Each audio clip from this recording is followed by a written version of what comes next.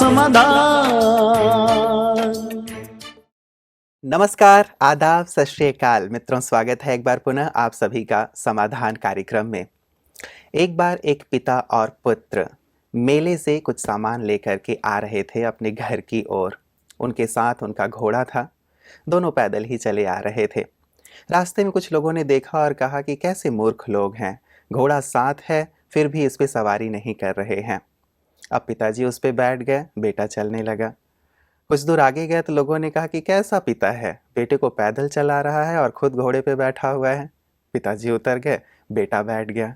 कुछ आगे चले तो कुछ लोगों ने कहा कि कैसा बेटा है, पिता चल रहा है और बेटा घोड़े पे बैठा हुआ है। अब दोनों ही घोड़े पे बैठ गए। जब दोनों घोड़े पे बैठ गए तो कुछ आगे गए तो कुछ लोगों ने कहा कि कैसे निर्दयी लोग हैं, बेचारे घोड़े की जान ही ले लेंगे, दोनों ही इस पे सवार हो गए हैं। अब दोनों उतर गए। अब सोचे कि क्या किया जाए भाई, किसी भी स्थिति में लोग खुश नहीं हैं। उन्होंने घोड़े को ही अपने कंधे में लेके चलना शुरू कर दिया।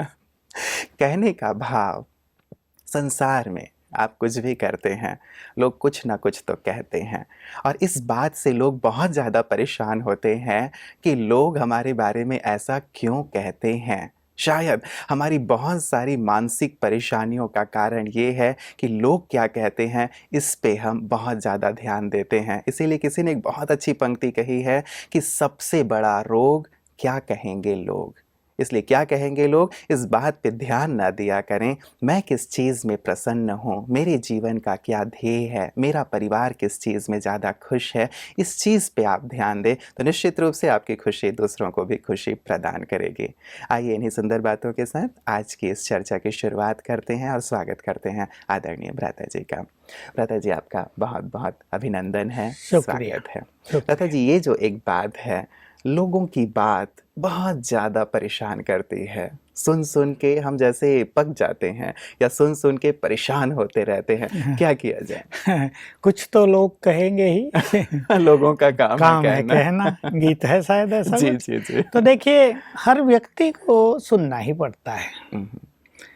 हमारे भी पूरे जीवन के अनुभव हैं जी, आपके भी होंगे, हर व्यक्ति के हैं कि चाहे वो कितना भी अच्छा काम कर ले तो भी लोग कुछ बोलेंगे, बुरे करने वालों को तो बोलेंगे ही, लेकिन अच्छे करने वालों को भी लोग छोड़ते नहीं हैं। बिल्कुल मीन मेख हाँ, निकाल ही देंगे। जी। और नहीं तो यही कह देंगे, ये क्या, इससे अच्छा तो मैं कर लेता।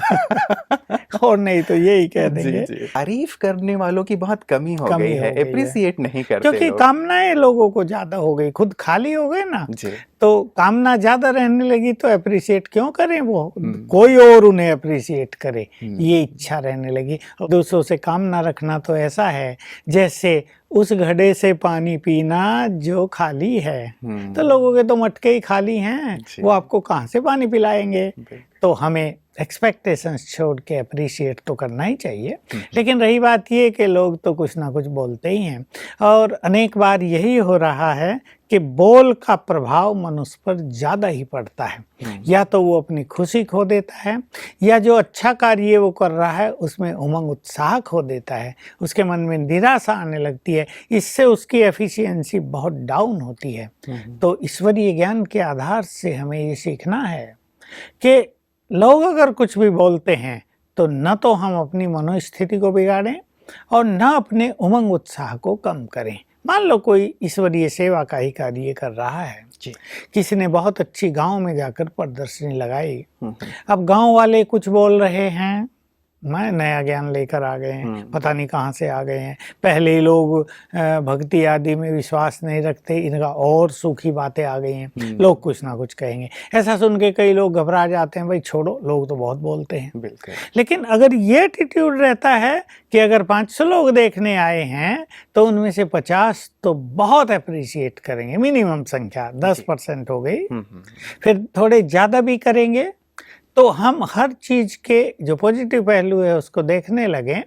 और किसी ने क्या बोला, मान लो हमने एक बहुत अच्छा काम किया, दूसरे ने कुछ बोला, तो हम जरा सूक्ष्मता से चेक कर लें कि सचमुच ऐसी गलती है क्या। भाई एक पेंटर ने बहुत सुंदर पिक्चर बनाई जी, और देखा फेस में किसी ने कह दिया क्या ये कमी छोड़ दी है। अभी पेंटर को, आर्टिस्ट को ये देखना चाहिए कि सचमुच कमी है या लोग ईर्ष्यावश बोल रहे हैं या उनकी बोलने की आदत है इसलिए बोल रहे हैं। कबीरदास जी ने भी कहा है भ्राता जी, निंदक नियरे राखिए। हाँ, और अगर मान लो वो देखता है कि नहीं, उसका चित्र तो जैसा उसने चाहा था वैसा ही बना है और जिनके लिए बनाया वो बहुत लाइक करेंगे इसे, तो उनको इनकी बातों को अवॉइड कर देना चाहिए, रिजेक्ट कर देना चाहिए। जैसे तो एक आदत डाल लेनी चाहिए कि दूसरे की हर बात पे रिएक्ट ना करना।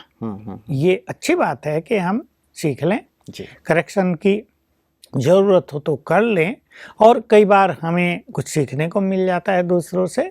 कई बार कई लोग अच्छाई के लिए बोलते हैं, कभी कभी विपरीत भी चीज हो जाती है कि मनुष्य ने गलती की है, दूसरे बोल रहे हैं तो भी वो चिकना घड़ा बना रहता है, ये तो बोलते ही रहते हैं। वो अपने को करेक्ट नहीं करता, अपने में सुधार नहीं लाता।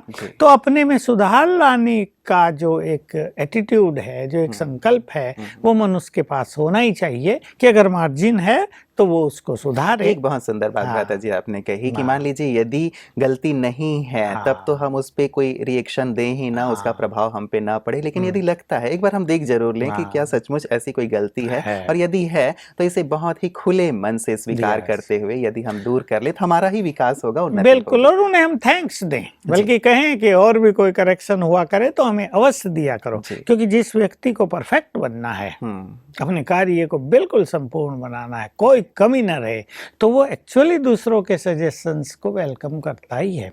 अब ये अलग बात है कि सजेशन देने वाला कैसे देता है, वो क्रोध से देता है या दो चार उल्टे सुलटे शब्द बोल के दे, तुम हो ही ऐसे, सुधरोगे ही नहीं, बार बार गलती कर देते हो, ऐसे भी दे सकते हैं लोग।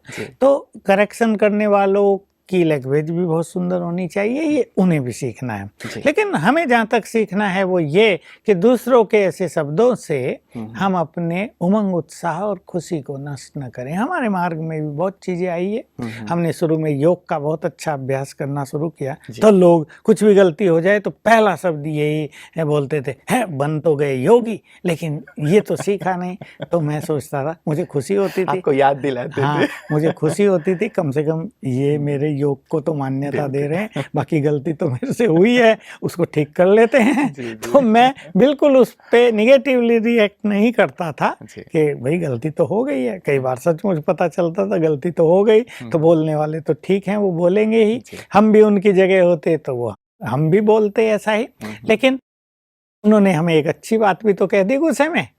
तो दूसरों की भावनाओं को समझना, उनके क्रोध में भी प्यार को देखना, ये एक ऐसा एटीट्यूड है।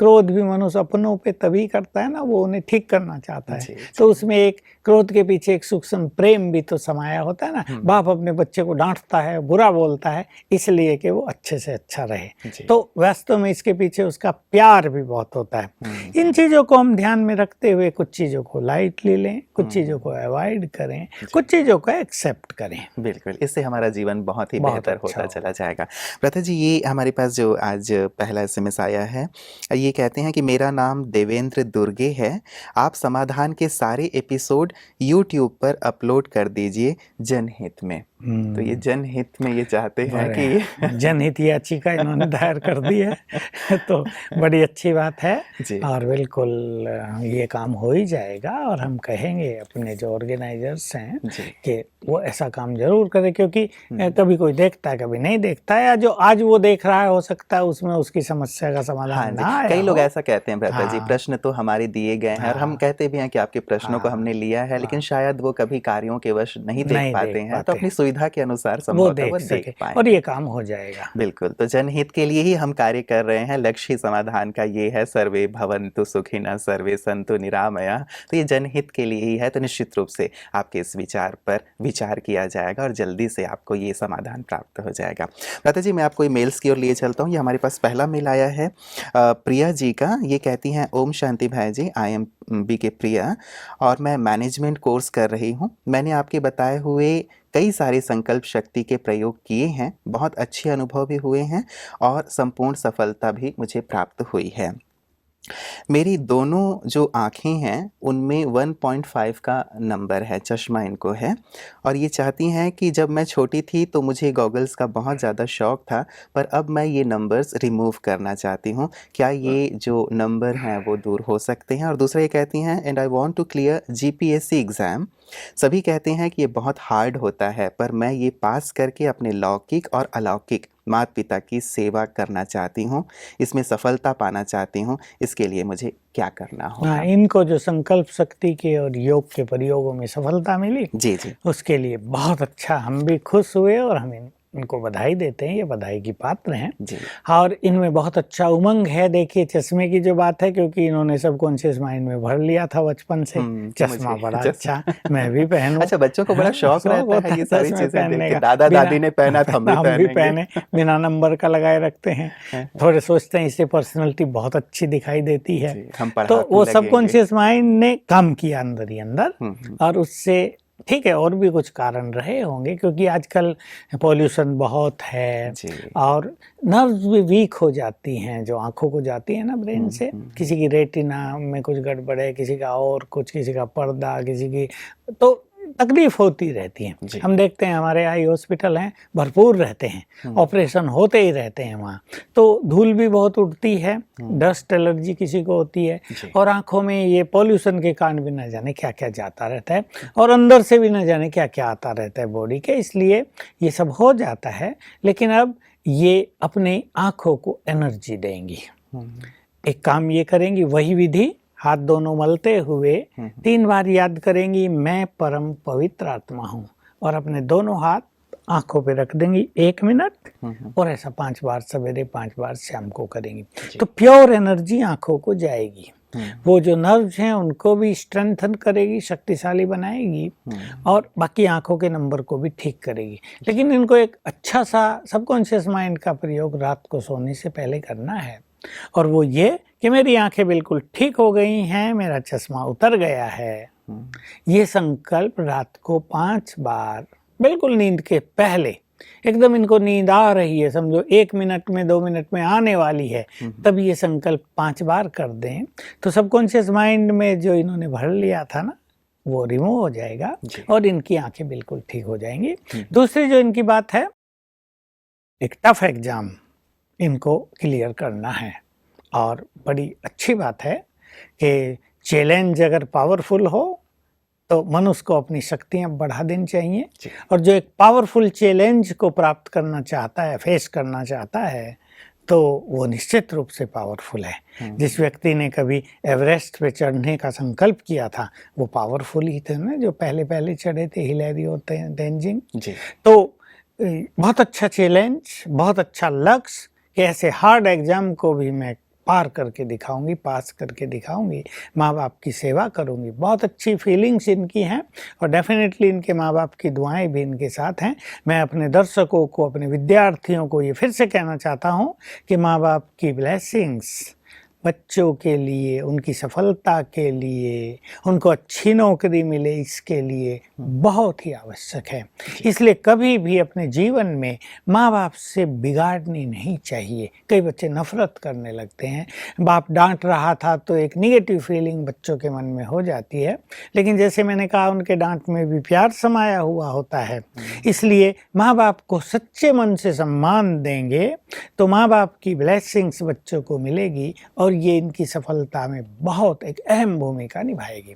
अब इनको अच्छी मेहनत तो करनी है, और 2-3 प्रयोग जो हम सब विद्यार्थियों को सिखा रहे हैं, हम बार बार सिखाएंगे, ताकि कोई भी नया विद्यार्थी भी हमारी बात सुने तो इसको फॉलो करे। एक चीज़ तो ये कि सवेरे आँख खुलते ही 7 बार याद करेंगी, मैं मास्टर सर्वशक्तिवान हूँ, सफलता मेरा जन्मसिद्ध अधिकार है। क्योंकि हमारा परमपिता सर्वशक्तिवान है, तो उसकी संतान होने के नाते हम भी बहुत शक्तिशाली हैं। इसके लिए हम शब्द यूज करते हैं, मास्टर सर्वशक्तिवान। तो इससे सवेरे उठते ही शक्तियाँ एक्टिवेट हो जाएंगी, और वो शक्तियाँ काम करेंगी सफलता दिलाने में। ये इसके पीछे फिलोसफी है। तो सवेरे उठते ही 7 बार ये दोनों संकल्प करेंगे। फिर रिपीट कर देता हूँ, मैं मास्टर सर्वशक्तिवान हूँ, सफलता मेरा जन्मसिद्ध अधिकार है। मेहनत तो इनको करनी है कॉन्फिडेंटली, बिल्कुल ये एक विजन बना लें कि मेरा ये एग्जाम क्लियर हो गया है। ये संकल्प करने के बाद ये विजन देखें, विजन देखें सवेरे ही, और नेट जैसे वो देख रही है जी, और उनका नाम है, जैसे वो देख रही है नाम है और एंजॉय कर रही है, वाह हो गया। तो उस एंजॉयमेंट को अभी फील करें वो कि हो गया, ये होना ही है। ये विजन सबकॉन्शियस माइंड में चला जाएगा और सबकॉन्शियस माइंड जिस विजन को स्वीकार कर लेता है उसमें क्षमता है उसको पूर्ण करने की। तो सबकॉन्शियस माइंड को फुल्ली कोऑपरेट करेगा सफलता दिलाने में। तीसरी चीज है, जब ये अभ्यास करें, मैं एक बहुत सुंदर अभ्यास इन्हें सिखाना चाहता हूँ क्योंकि ये राजयोग करती हैं, पहले से इसने एक्सपेरिमेंट किए हैं। 2 बातें बहुत सुंदर हैं। ये ऐसे ही सवेरे उसी टाइम पहले ये कर ले, उसके बाद मैं मास्टर सर्वशक्तिवान हूँ, जैसे इसने 7 बार संकल्प किया और सफलता मेरा जन्मसिद्ध अधिकार है ये सोचा, उसी के साथ ये संकल्प करे जो क्वेश्चंस मैं प्रिपेयर करूँगी वही आएंगे एग्जाम में। ये बहुत ही पावरफुल प्रैक्टिस है और सबकॉन्शियस माइंड का ये एक प्रयोग है। तो इनके सबकॉन्शियस माइंड ने इसे स्वीकार कर लिया। अब इनका सबकॉन्शियस माइंड यूनिवर्सली काम करने लगा। तो जिस प्रोफेसर ने पेपर बनाए हैं इनका सबकॉन्शियस माइंड उनसे लिंक्ड अप हो गया और जो क्वेश्चंस उसने लिखे हैं उन पर इनका ध्यान जाएगा। ये करूं, वो जैसे अट्रैक्ट करेगा, ये क्वेश्चन मैं तैयार करूं। एक ये बात इनको करनी है। ये बहुत बड़ा प्रयोग है और मैंने थोड़े ही लोगों को कराया है, लेकिन सब लोग कॉन्फिडेंटली नहीं करते। अगर कॉन्फिडेंटली करेंगे तो ये बहुत सुंदर एक्सपीरियंस देगा।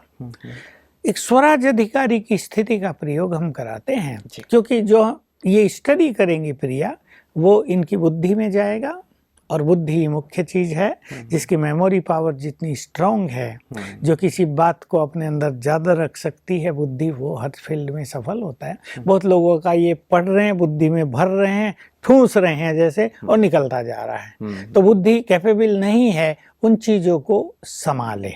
तो इन्हें एक बहुत अच्छा प्रयोग करना है।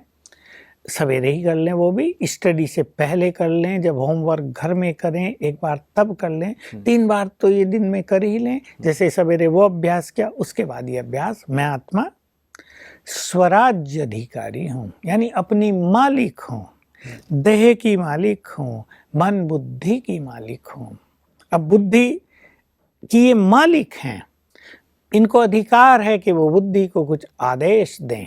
तो जैसे बुद्धि को सूक्ष्म रूप से आदेश दे, हे मेरी बुद्धि जो मैं पढ़ूं तो सबको याद कर लेना और परीक्षा के समय इमर्ज कर देना। क्योंकि वो तो ऐसे हो गया ना जैसे सीडी में या टेप में वो रिकॉर्डेड हो गया।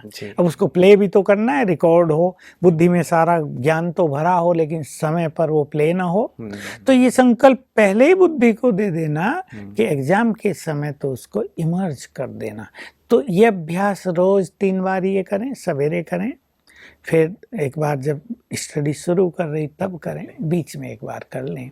तो इनको अनुभव होता रहेगा कि बुद्धि बहुत तेजी से सब कुछ पिकअप करती जा रही है और इनका कॉन्फिडेंस भी इससे बढ़ता जाएगा। और होपफुली हमारी भी शुभ भावनाएं हैं कि ये अपने इस एग्जाम को क्लियर अवश्य अब तक के अपने सारे प्रयोगों में सफल रही हैं, तो निश्चित रूप से इन दोनों प्रयोगों में भी सफल होंगे और इनको कॉन्फिडेंस तो बढ़ ही गया हो। बिल्कुल बिल्कुल। और आपने इतने विस्तार से भ्राता जी कहा है, तो मुझे लगता है इन्होंने जो कहा था कि ये जीपीएससी एग्जाम में अभी अपीयर होने वाली हैं, तो निश्चित रूप से इसे क्लियर कर लेंगी। प्रिया, हमारी तरफ से बहुत सारी शुभकामनाएं। ये आप क्लियर करें तो जरूर अपना संदेश हम तक भी जरूर पहुंचाइएगा। जी भ्राता जी। मैं ये कह रहा था कि ये जो अभ्यास हमने बताए ये हर विद्यार्थी के लिए उपयोगी हैं जी। इसलिए सभी विद्यार्थियों को जो हमारी बात सुन रहे हैं या माँ बाप सुन रहे हैं वो अपने बच्चों को सिखाएं या उन्हें हमारे केंद्र पर ले जाएं 1-2 बार, वहाँ उन्हें ये विद्या सिखा दें तो बच्चों की बुद्धि का विकास होगा, मेमोरी पावर बढ़ेगी, कंसंट्रेशन बढ़ेगी और बहुत अच्छा रिजल्ट देंगे। बिल्कुल। प्रता जी, ये हमारे पास जो अगला मेल है ये इंदौर से आया है। मैं इनका नाम तो नहीं ले रहा हूँ, लेकिन ये कहते हैं कि मेरी उम्र 22 वर्ष की है और मैं ये जो ब्रह्मा कुमारी इसके प्रोग्राम आते हैं टीवी पर उन्हें पिछले 4 मास से देख रहा हूँ। इसने मुझे बहुत मदद की है। मुझे एक समाधान चाहिए। मैं ये जो ब्रह्मचर्य अर्थात जो पवित्रता विषय है इसमें बहुत ज़्यादा वीक हूँ। इसके लिए मैं बहुत ज़्यादा स्ट्रगल कर रहा हूँ। बहुत ज़्यादा ये वासनात्मक विचार मेरे अंदर आते रहते हैं और मैं अपने आप को रोक नहीं पाता हूँ। यद्यपि अब तक मैंने कुछ ऐसा बाह्य रूप से कुछ गलत नहीं किया है, लेकिन अंदर की ये जो चाहना है बहुत ही प्रबल हो जाती है और ऐसे में मुझे अपने आप को रोक पाना बहुत कठिन महसूस होता है। तो ये चीज़ मुझे बहुत ज़्यादा परेशान कर रही है। कैसे मैं अपने आप को इससे मुक्त कर सकता हूँ? देखिए, पहले मैं इसका फाइनल उत्तर दे दूं, फिर इसके कारणों पे चलते हैं। जी। जितना मनुष्य योग अभ्यास करता है हम्म, तो परमात्म शक्तियां हमारे अंदर आने लगती हैं और इन शक्तियों से हम इन वासनाओं को नियंत्रण में रखने में सफल होते हैं। यानी हमारी पावर ज़्यादा हो जाती है, वासनाओं की पावर बहुत फीकी ढीली पड़ जाती है। तो इन्हें अपना योग अभ्यास बहुत बढ़ाना चाहिए। देखिए, ये समस्या उन मनुष्यों के साथ आती है या तो पूर्व जन्मों में वो बहुत विषयी रहे हों या इस जन्म में बचपन से ही उन्होंने काफ़ी ऐसी फिल्म देखी हो, चित्र देखे हों, ऐसी गंदी विचारधाराएं उनकी रही हो, जैसे कल्पनाएं की हों बड़े होकर शादी करके हम ये करेंगे, ये करेंगे। उन व्यक्तियों की वासनाएं बहुत प्रबल हो जाती हैं, लेकिन अंततः मनुष्य को ये बड़ा कष्ट पहुंचाती हैं। क्योंकि क्या है कि इन वासनाओं के कारण मन और बुद्धि की बहुत सारी शक्ति इनमें लगी रहती है। तो कामकाज या स्टडी उससे वो कम हो जाती है ना, नेचुरल है। एकाग्रता पूरी तरह नष्ट बिल्कुल, आधी शक्ति इनमें जा रही है, आधी बची वो और बहुत सारे व्यर्थ विचार मनुष्य के मन में रहते हैं। तो कामकाज में मनुष्य को सफलता नहीं मिलती। इसलिए गीता में भी कहा काम महाशत्रु है और जिसके पास काम का ऐसा प्रबल वेग होता हो उसके लिए तो अति महान शत्रु है जो उसे नष्ट कर देता है। हमारे पास ऐसे बहुत सारे लोग मिलते हैं जो अपनी वासनात्मक वृत्ति और संकल्पों के कारण बहुत बेचैन हैं, अशांत हैं, टेंशन में रहते हैं। क्या करें? समाज का भी डर, पाप भी समझते हैं उसको करना और उसको कंट्रोल भी नहीं कर पा रहे। ये भगवान ने राजयोग इसीलिए सिखाया है। उसको हम पतित पावन कहते हैं, तो उसने हमें राजयोग सिखाया कि राजयोग के बल से हम पावन बनेंगे। नहीं तो बहुत सारे सन्यासियों को भी यही फीलिंग होती है। जो इनकी फीलिंग है वही अनेक सन्यासियों को है, क्योंकि व्रत तो ले लिया पर उस व्रत को निभाने की विधि का पता नहीं है। तो विधि है उसकी प्रॉपर, एक तो राजयोग, दूसरा इन्हें सवेरे उठकर अगर ये 4 बजे उठ जाएं तो 4 से 8 बजे तक का टाइम 6 मास तक अपने को स्पिरिचुअली चार्ज करने में व्यतीत करना चाहिए। 4 से 6 बहुत अच्छा योग करें, स्नान आदि भी बीच में कर लें, बहुत अच्छा योग करें। दादा जी, अभी ये जुड़े हैं, केवल हमारा प्रोग्राम ही देखते हैं, तो संभवतः शायद विद्यालय से न जुड़े हों तो क्या करें? तो ये थोड़ा विद्यालय से जुड़ें और वहाँ जाकर ये राजयोग सीखें। सवेरे उठें, ये थोड़ा ठंडे नॉर्मल पानी से नहाएं, थोड़ा प्रकृति में घूमें, थोड़ा अच्छा जो सवेरे माहौल होता है सुंदर उसका आनंद लें। उससे कर्मेंद्रियां शीतल होती हैं, मन के विचार भी शुद्ध होते हैं, क्योंकि सारी यहाँ जो समस्या इसमें है वो मन के विचारों की होती है। लेकिन ये राजयोग सीखकर उसका बहुत अच्छा अभ्यास करें। जो भी लोग इस संसार में काम से बहुत पीड़ित हैं उन्हें राजयोग अवश्य सीखना चाहिए। राजयोग के बल से ही वो पवित्र जीवन का निर्वाह कर सकते हैं। इसके अलावा इन्हें अभी से पानी चार्ज करके पीना, पवित्र भोजन खाना, इसका बहुत अच्छा प्रयोग करना चाहिए। तो मैं परम पवित्र आत्मा हूँ, इस संकल्प को करते करते भोजन बनाएं। पानी को चार्ज भी इसी तरह करें, दृष्टि दे के 7 बार संकल्प करें मैं परम पवित्र आत्मा, फिर पिएं। इन सब साधनों को करने से इनकी जो ये वासनात्मक एक एग्रेसिवनेस है, जो बहुत फोर्स है, वो समाप्त हो जाएगा। थोड़ा ज्ञान लेंगे तो ज्ञान की स्टडी करने से जो ये शक्तियां हैं उधर डाइवर्ट होने लगेंगी और इनकी ये मनोस्थिति सुधर जाएगी। कई बार व्रता जी ऐसा होता है, विषय तो खैर बहुत विस्तृत है, हमने पहले भी चर्चा की है कि जब व्यक्ति के अंदर ये उफान आता है तो अपने आप को जैसे वो कंट्रोल नहीं कर पाता है। चाहता तो बहुत है कि कर ले, आपने राजयोग का एक सुंदर अभ्यास बताया, लेकिन जैसे ये उठे तब इंस्टेंट उस समय क्या कर लेना चाहिए कि इस बुरी चीज़ से उस समय के लिए तो कम से कम बच देखिए, जाए? पहले तो मनुष्य को एक स्थूल काम करना चाहिए, उस स्थान से हटे। हम्म, वो अपने कमरे में है, अपनी बेड पर है, थोड़ा वहाँ से बाहर आए। जी। स्थान का भी बहुत बड़ा प्रभाव मनुष्य के ऊपर होता है। और अगर राजयोग थोड़ा भी सीख लिया है तो फील करे कि सामने शिव बाबा खड़े हैं ब्रह्मा तन में, और जस्ट उन्होंने अपना वरदानी हाथ मेरे सिर पर रख दिया है। बस इतना सा प्रैक्टिस करेंगे तो बाबा के जो सुंदर वाइब्रेशंस हैं वो तन मन में प्रवेश करेंगे और ये समस्या समाप्त हो जाएगी। चलिए, बहुत बहुत शुक्रिया व्रता जी, आपने जो अंतिम विज़न दिया वो तो सचमुच बहुत प्रभावी लग रहा है कि तुरंत ही इससे मुक्ति हो सकती है। आपका बहुत बहुत धन्यवाद। मित्रों, यदि समस्या है तो उसका समाधान भी है। हम बार बार चर्चा करते आ रहे हैं कि कोई भी संसार में ऐसा ताला नहीं है जो बिना चाबी के हो।